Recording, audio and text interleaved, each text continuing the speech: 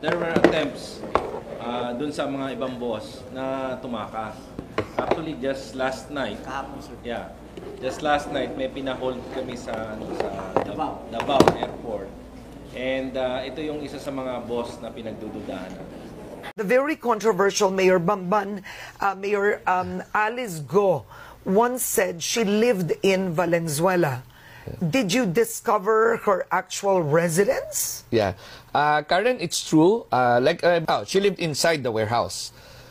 In Valenzuela? In Valenzuela. Okay, and where is the warehouse? So we identified it. It's in Barangay Kanumay West. Okay, is that where you live? Actually, incidentally, it's where... Isang opisyal ng Pogo na nasa high alert status ang nahold ng mga taga-Bureau of Immigration sa Davao International Airport na papuntang Jinjiang, China, at kasama ito sa ILBO o Immigration Lookout Bulletin Order ang nasabing manager. Samantala lumutang naman ang mayor ng Valenzuela kung saan dito umano lumaki at isinilang si Mayor Alice Go na kanya namang pinatotohanan.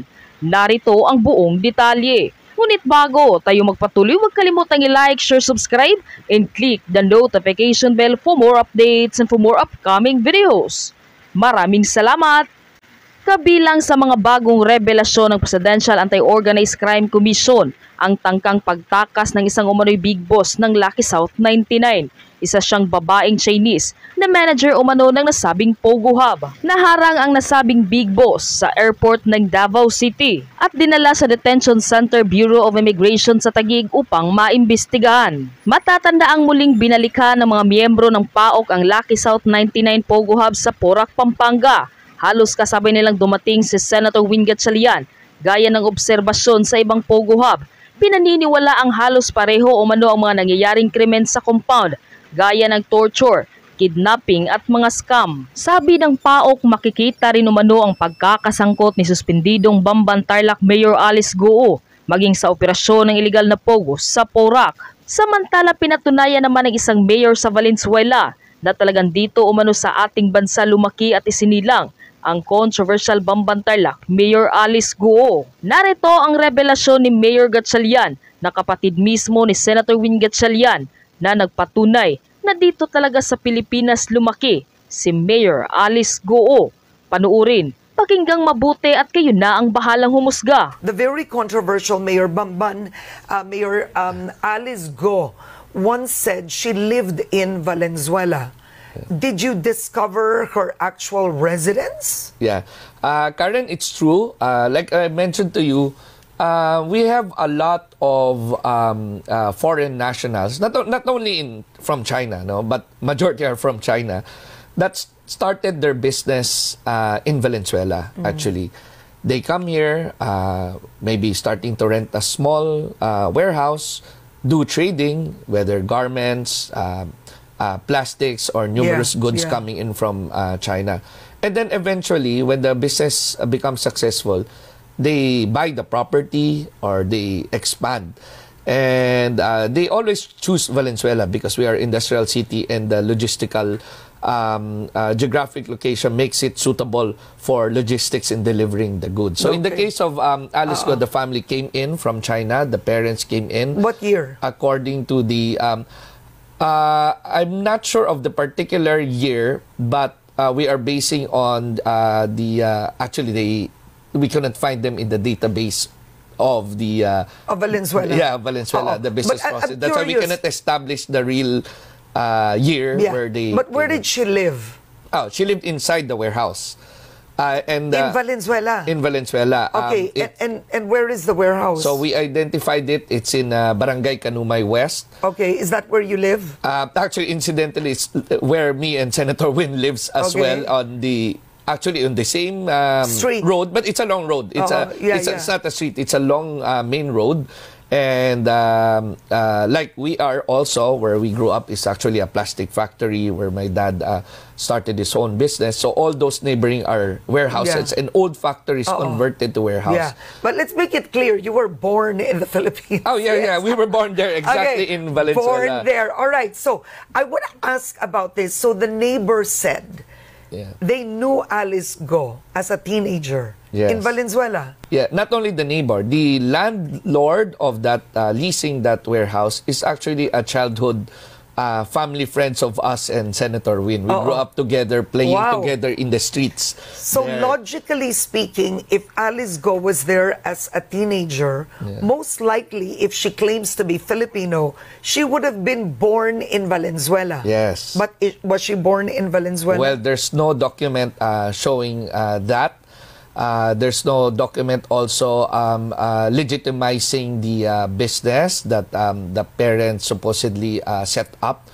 All we know is they stayed there only for a few years, according to the community and according to the landlord. But I'm curious, what did the landlord say? Being the landlord, he must have met her and said, no, she came from China. Yes, that's what he said actually. But it's not only the Go family, because this landlord has a couple of properties. Yeah. And it's common for them to have tenants from mainland China.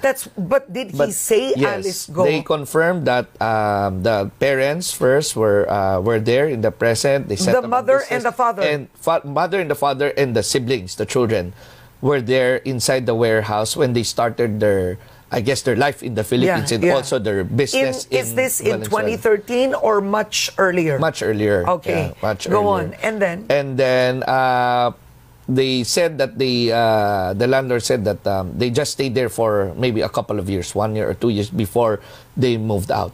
Like I mentioned to you, a lot of foreign nationals or Chinese, they move out either to expand their business, to buy other properties. So maybe in the case of the Go family, maybe Tarlac, they went to Tarlac or to the north. So Valenzuela was just their entry. Yeah, but was Alice Go with the parents? Yes. With the That's parents. what the landlord said. Apparently what they remembered. Yeah. So clearly she's a foreign national. Well, I do not have the right to judge, of course, knowing that there's ongoing Senate inquiry on this matter. But those are the information that we got from the community. You know, in Valenzuela, like in our case, we're not as big as well, no? And growing up there, you would... Obviously, when you grow up in an area, you would have playmates, you would have classmates, you would have even basketball mates or whatever. The community would know that your existence was there. So clearly, the family's existence is they came from foreign land that came to Valenzuela as transient, started the business, trading business, and moved further to their life. But did Alice Go have playmates in Valenzuela? Not that I've asked, not that like, did she go to school in Valenzuela? Not really as well. There's no information about the school or a close playmates. And, like for myself, we all grew up there with the secretariats. I'm curious.